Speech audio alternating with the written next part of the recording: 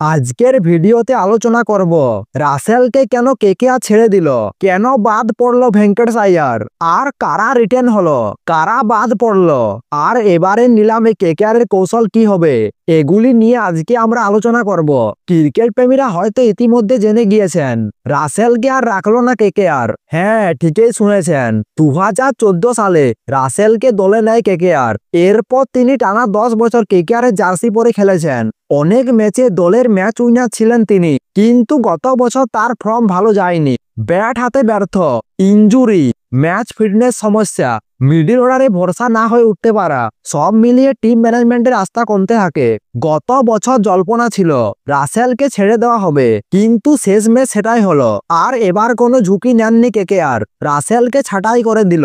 রাসেল কেকেআরে হয়ে 140টি ম্যাচ খেলেছেন, 2651 রান করেছেন ও 123টি উইকেট নিয়েছেন। এত বড় কেরিয়ার শেষ হলো কেকেআরের সঙ্গে এক যুগের সম্পর্কে ইতি টেনে। সব থেকে বড় চমক, কেকেআর ভেঙ্কটেশ আইয়ারকে ছেড়ে দিয়েছে। 2021-এর আইপিএলে উদয় হন তিনি, কেকেআরকে ফাইনালে তোলার মূল নায়ক হয়ে। তারপর বড় নিলামে তাকে রাখা হয়েছিল। গতবারের নিলামেও তাকে 23,75,00,000 টাকা দিয়ে ধরে রাখা হয়েছিল, কিন্তু পারফরম্যান্স প্রায় একেবারেই ব্যর্থ। নিজের নামের প্রতি সুবিচার করতে পারেননি, রান আসেনি, পাওয়ার হিটিং নেই, বোলিংও দেখাতে পারেননি কিছু। তাই এবার তাকে ছেড়ে দিয়ে কেকেআর বাজেট ফ্রি করলো, যেন নিলামে আরো শক্তিশালী দল তৈরি করা যায়। অনেকে বলছেন কেকেআর আবারও তাকে কিনতে পারে, কিন্তু এবার দাম হবে অনেক কম।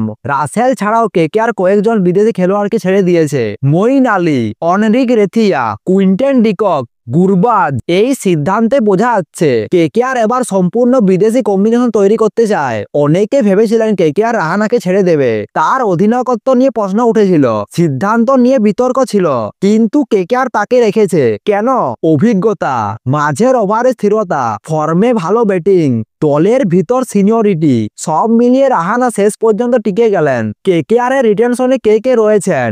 অজিঙ্ক্য রাহানে, রঘুবংশী, অনুকূল রায়, হার্ষিত রানা, মনীষ পান্ডে, রিঙ্কু সিং, রমনদীপ সিং, সুনীল নারায়ণ, বরুণ চক্রবর্তী, বৈভব অরোরা, উমরান মল্লিক। এদের মধ্যে সবচেয়ে ভরসার নাম রিঙ্কু সিং, সুনীল নারায়ণ, বরুণ চক্রবর্তী, উমরান মল্লিক।